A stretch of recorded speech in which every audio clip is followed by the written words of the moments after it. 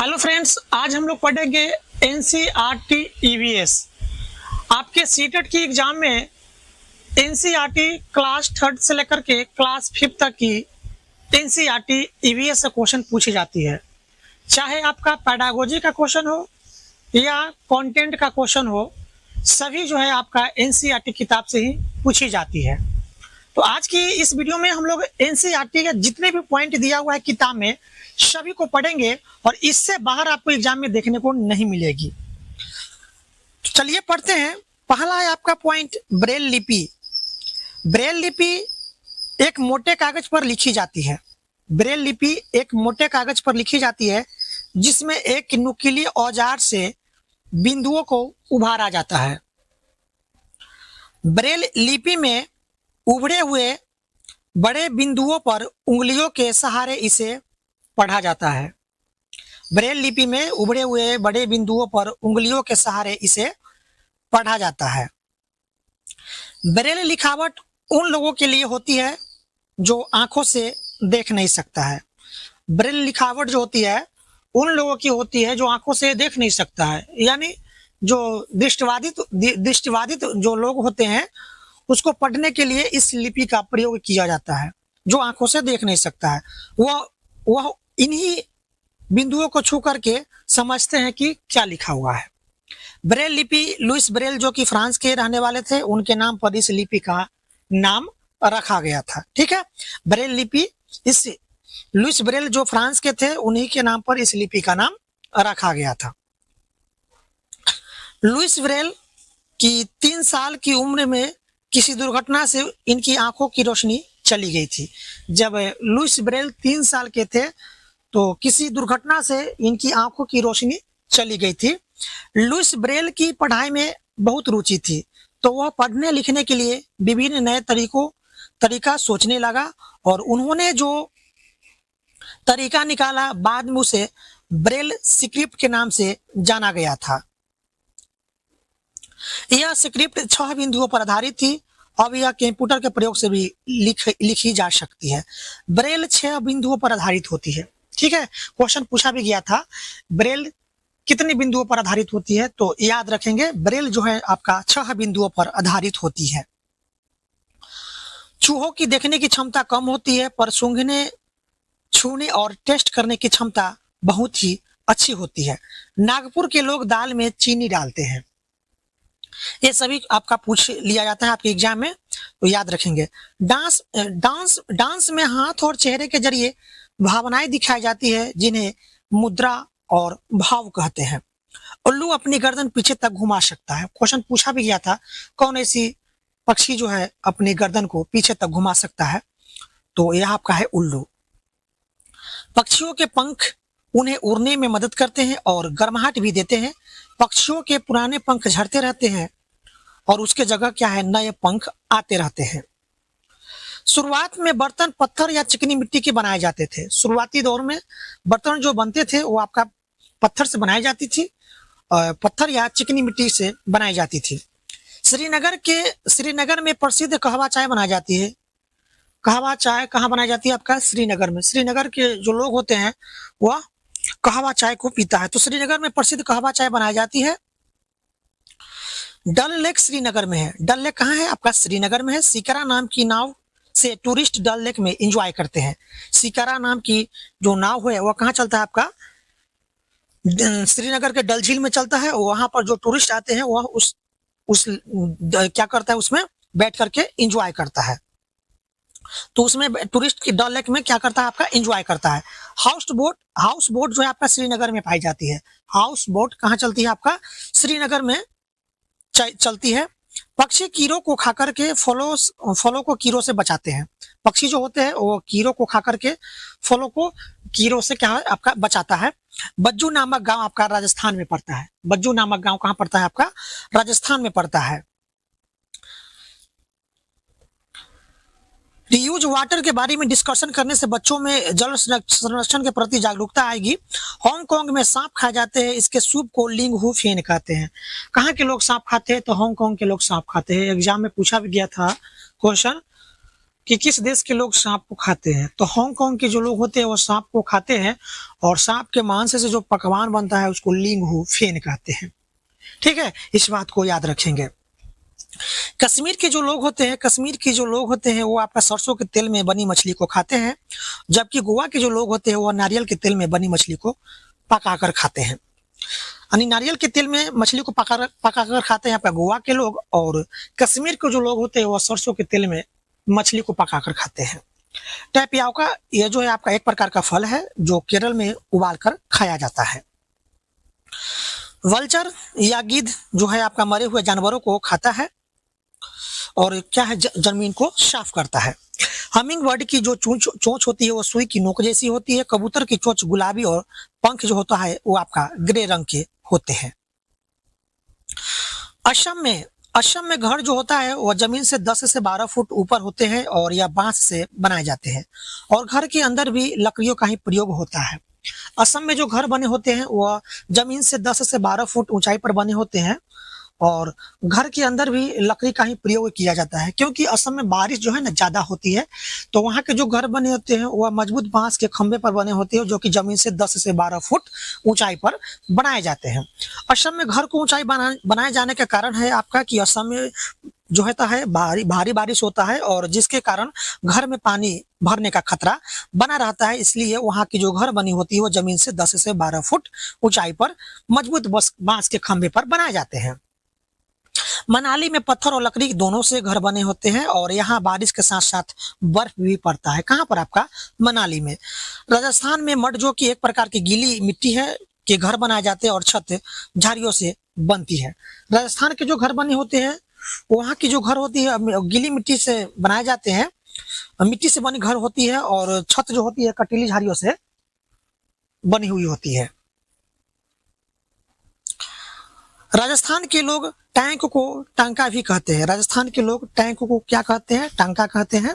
इस बात को भी आप याद रखिएगा, क्योंकि राजस्थान में बारिश बहुत कम होती है, तो वहाँ के जो लोग होते हैं वह जमीन में गड्ढा खोदकर क्या बनाते हैं? टांका बनाते हैं। ठीक है, पानी को संरक्षण करने के।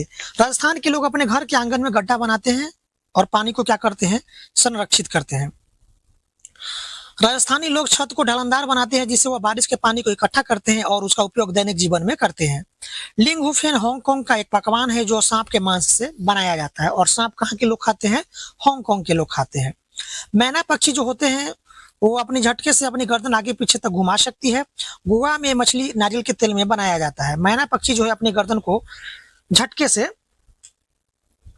मैना पक्षी जो है झटके से अपनी गर्दन पीछे तक घुमा सकती है। गोवा में जो है मछली नारियल के तेल में बनाया जाता है।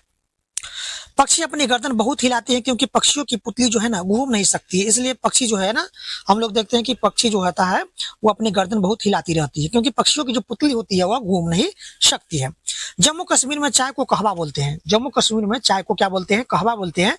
इसमें इलायची और बादाम आदि डाले जाते हैं। राजस्थान में बारिश बहुत कम होती है और यहाँ के जो लोग होते हैं वह घर को मिट्टी से बनाते हैं और इनकी जो घर बने होते हैं वो उसकी दीवार मिट्टी की दीवार मोटी होती है और मिट्टी से लीप पोत कर सुंदर बनाया जाता है। ठीक है, इस बात को समझिए कि राजस्थान के जो घर बने होते हैं वो मिट्टी के घर बने होते हैं और दीवार जो होती है मोटी होती है और मिट्टी से लीप पोत करके घर को सुंदर बनाया जाता है। उल्लू अपनी गर्दन को 270 डिग्री से अधिक तक क्या कर सकता है? वह घुमा सकता है। अभी जितना भी पॉइंट आपको पढ़ाए वो आपका एनसीईआरटी क्लास 3 की थी। अब पढ़ेंगे एनसीईआरटी क्लास 4 की।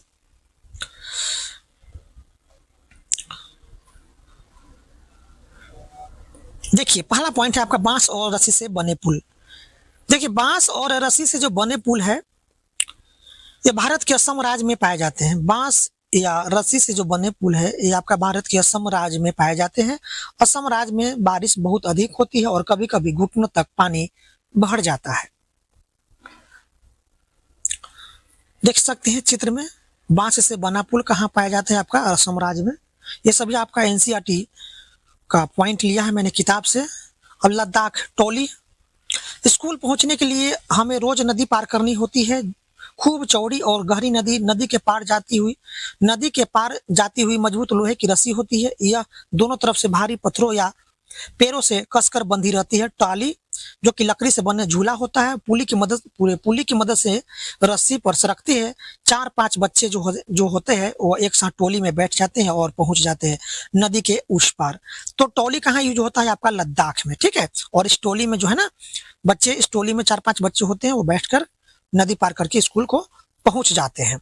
तो टॉली का प्रयोग कहाँ होता है? आपका लद्दाख में। यह एक लकड़ी से बना हुआ झूला होता है टॉली, जो कि लोहे की रस्सी पर लगी होती है, ठीक है। और पुली की मदद से क्या है, वह जो उसका जो पहिया होती है वो सरकती है। पुली की मदद से रस्सी जो है ना सरकता है और 4-5 बच्चे एक साथ इसमें बैठकर नदी को पार कर जाते हैं। जुगाड़ गाड़ी, देखिए जुगाड़ गाड़ी जो है वो आगे से आपका मोटरसाइकिल की तरह लगता है, पीछे से जो है आपका लकड़ी का फट्टा का बना होता है। जैसे देख सकते हैं ये आपका गुजरात में चलता है जुगाड़ गाड़ी, जो कि आगे से जो है आपका मोटरसाइकिल है और पीछे से जो है ना लकड़ी का फट्टा का ये बना होता है। इसको क्या कहते हैं? हम जुगाड़ गाड़ी कहते हैं।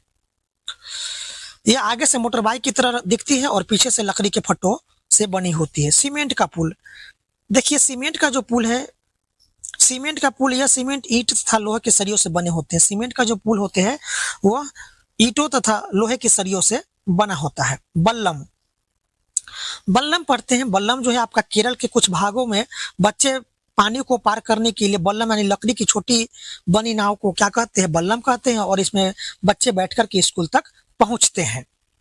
तो बल्लम जो है लकड़ी की छोटी बनी नाव है और यह इसका प्रयोग कहाँ किया जाता है? आपका केरल में।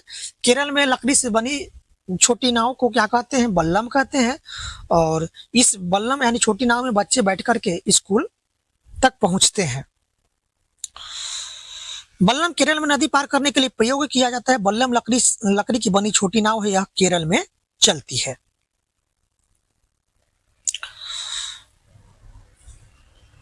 नेक्स्ट है आपका ऊंट गाड़ी। देखिए ऊंट गाड़ी आपका राजस्थान में चलता है। राजस्थान में आपका क्या है? आपका रेगिस्तानी इलाका है, वहां पर रेत ही रेत पाए जाते हैं। तो वहां जो सवारी के लिए आपका ऊंट का प्रयोग किया जाता है। हम रेगिस्तान में रहते हैं, हमारे यहाँ दूर दूर तक रेत ही रेत नजर आती है। दिन में तो रेत खूब तपती है, हम ऊंट गाड़ी में बैठकर स्कूल पहुंचते हैं। तो राजस्थान के जो बच्चे होते हैं वो ऊंट गाड़ी में बैठ करके स्कूल को क्या है जाते हैं। राजस्थान में एक जगह से दूसरे जगह तक जाने के लिए जो है वहाँ के जो लोग होते हैं वह किसका प्रयोग करते हैं? ऊंट गाड़ी का प्रयोग करते हैं। राजस्थान में स्थित रेगिस्तान में बच्चे ऊंट गाड़ी में बैठकर स्कूल जाते हैं। बैलगाड़ी, देखिए बैलगाड़ी जो है आपका मैदानी इलाके में चलता है। मैदानी इलाके में गाँवों में अक्सर प्रयोग में लाई जाती है बैलगाड़ी, एक जगह से दूसरी जगह जाने के लिए। हाथी, भर भर के प्रश्न पूछता है आपके एग्जाम में हाथी से संबंधित।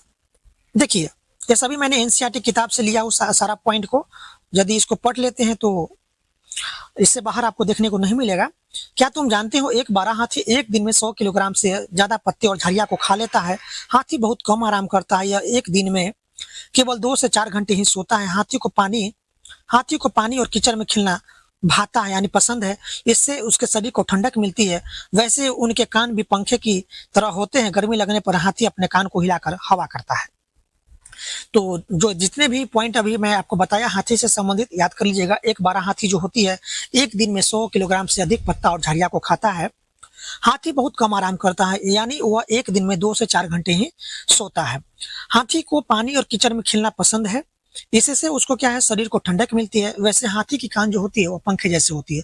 क्वेश्चन पूछा भी गया था कि किसके कान पंखे जैसे होते हैं, तो हाथी की जो कान होती है पंखे जैसे होती है और वो हाथी जो अपने कान को हिला करके हवा करता है, ठीक है।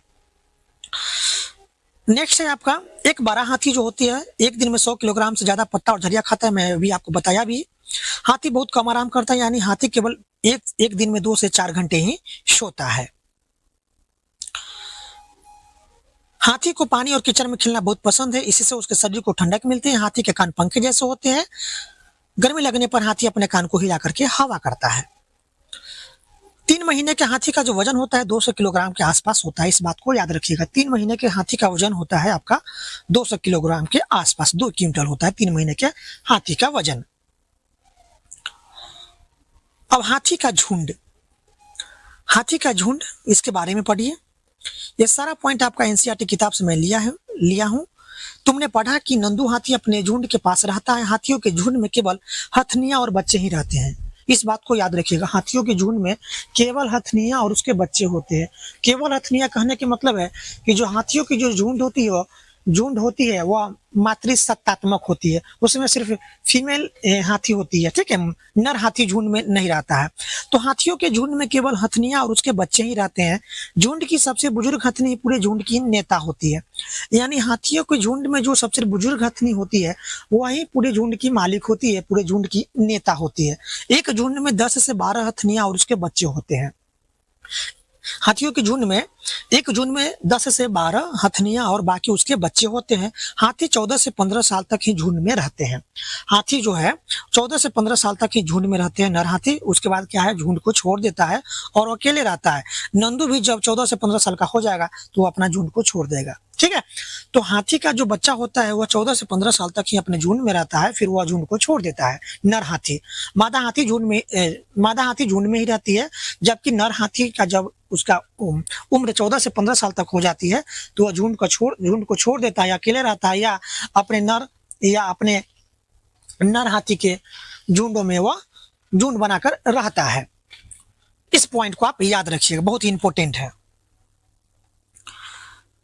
वही बात जो बॉक्स में दिया हुआ है आपका एनसीईआरटी किताब का, वही बात आपको मैं यहाँ भी नीचे भी लिखा हूँ कि हाथियों के झुंड में केवल हथनियां और बच्चे ही रहते हैं।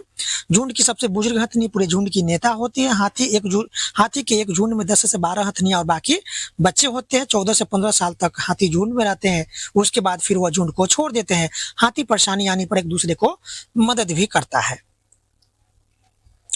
भैंस के पीठ पर बैठा बगुला, एक एनसीईआरटी किताब में एक पॉइंट दिया हुआ है कि भैंस के पीठ पर एक बगुला एक बैठा हुआ है। जैसे इस चित्र में देख सकते हैं, एक ये जो भैंस है और इस भैंस के पीठ पर ये बगुला बैठी हुई है। तो भैंस के पीठ पर बगुला क्यों बैठता है, यह क्वेश्चन पूछा भी गया था। तो इसका कारण क्या है, देखिए, बगुला भैंस के पीठ पर बैठकर कीड़े मकोड़े को खाता है। यानी भैंस के शरीर पर जो कीड़े मकोड़े होता है उस कीड़े मकोड़े को बगुला खाता है, जिससे क्या होता है कि भैंस की खाल पर जो मौजूद मक्खियाँ, टिड्डे और अन्य परजीवी बगुले का भोजन बनता है। बगुले कीड़े खाकर भैंस को कीड़ों और परजीवियों से बचाता है, जिससे भैंस को तो आराम मिल जाता है और बगुला को अपना भोजन भी मिल जाता है और भैंस को कीड़ों से मुक्ति मिलती है। और यह एक दूसरे के बीच किसका संबंध है, आपका सहजीवी का संबंध है। ठीक है, इस बात को समझ गए। बगुला भैंस के पीठ पर क्यों बैठता है, तो भैंस के शरीर पर जो जितने भी कीड़े मकोड़े, टिड्डे मक्खी होते हैं उसको बगुला खाता है, जिससे भैंस के शरीर को क्या क्या मिलता है, आपका उसके शरीर पर जितने भी कीड़ा मकोड़ा है उससे उसको छुटकारा मिल जाता है और उस कीड़े मकोड़े को खाकर बगुला जो है अपना पेट को भरता है। तो दोनों के बीच में क्या है, सहजीवी का संबंध। यहाँ पर दोनों को लाभ मिल रहा है, एक को कीड़ों खाकर के पेट भरता है, दूसरे को कीड़ों से क्या मिलता है, छुटकारा मिलता है। तो यहाँ दोनों के बीच में क्या है, सहजीवी का संबंध है। नेक्स्ट पॉइंट, राजस्थान जोधपुर खिजरीली गांव। राजस्थान की इस खिजरीली गांव में खिजरी के बहुत से पेड़ थे। खिजरी गांव के लोग पेड़ों को कटने से बचाने के लिए 300 साल पहले पेड़ों से चिपक कर खड़े हो गए थे। आज से 300 साल के बाद भी यहाँ के लोग जो बिश्नोई कहलाते हैं, पेड़ों और जानवरों की रक्षा करते हैं।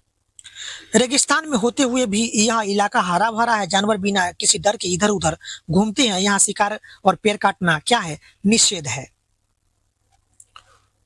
खिजरी, चलिए खिजरी पेड़ के बारे में पढ़ते हैं। देख सकते हैं खिजरी पेड़ है आपका। चलिए इसके बारे में पढ़ते हैं, खिजरी पेड़ के बारे में। यह पेड़ रेगिस्तानी इलाकों में खूब पाया जाता है। इससे ज्यादा पानी की जरूरत नहीं होती है।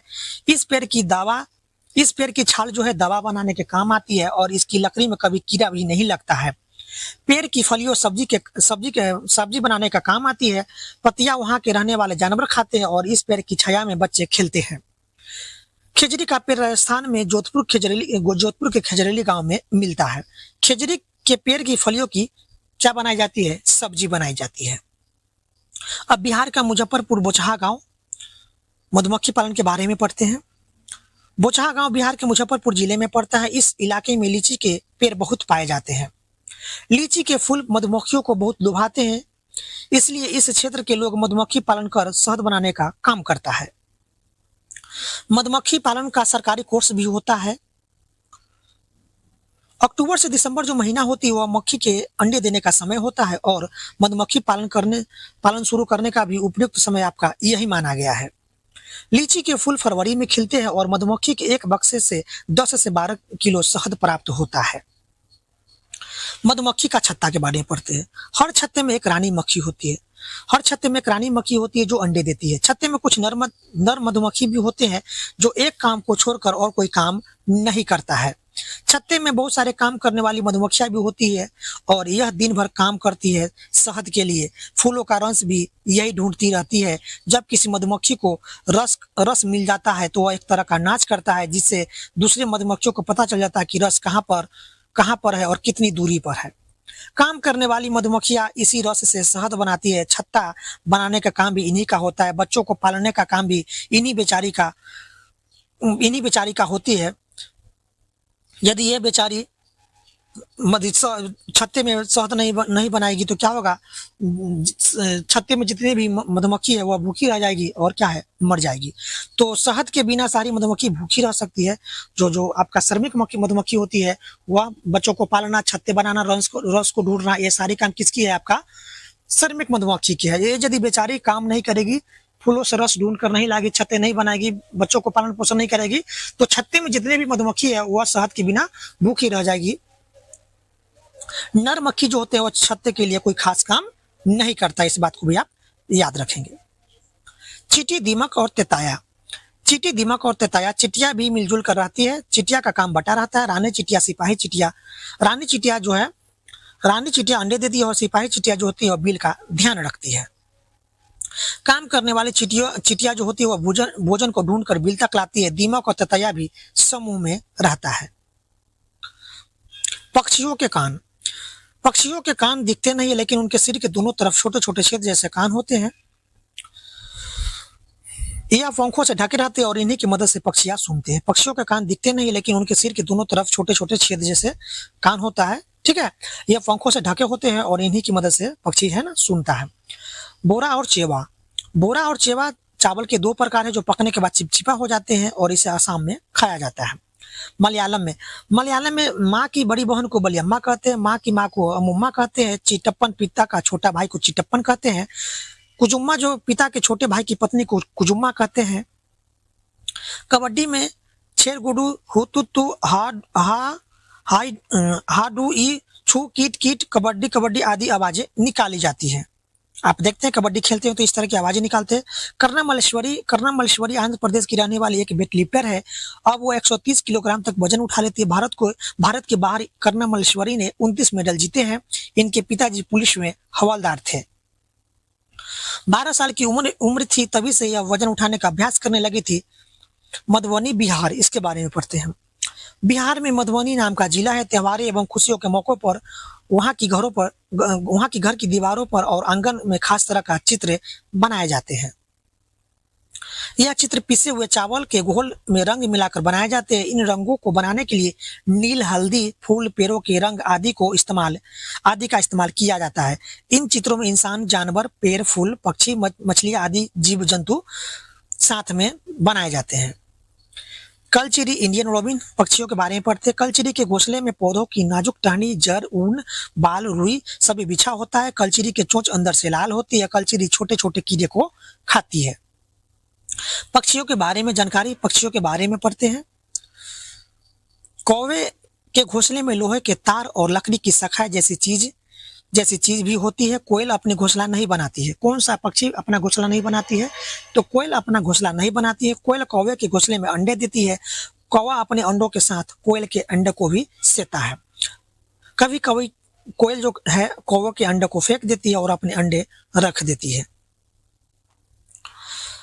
कौवा पेड़ की ऊंची डाल पर घोंसला बनाता है। कौन सा पक्षी पेड़ की ऊंची डाल पर घोंसला बनाता है? तो कौवा।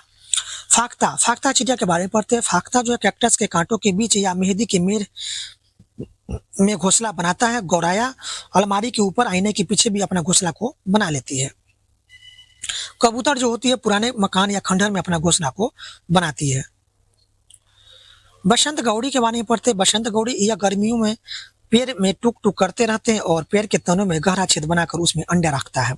दर्जन चिड़िया अपनी नुकीली चोंच से पत्तों को सी लेती है और उसको जो पत्तों को जो सी करके जो थैली थैली के तरह जो बनाती है, पत्तों को सी करके उस थैली में अपने अंडा को देती है, या अंडे देने के लिए वो अपना थैली को बनाती है पत्तों को सी करके।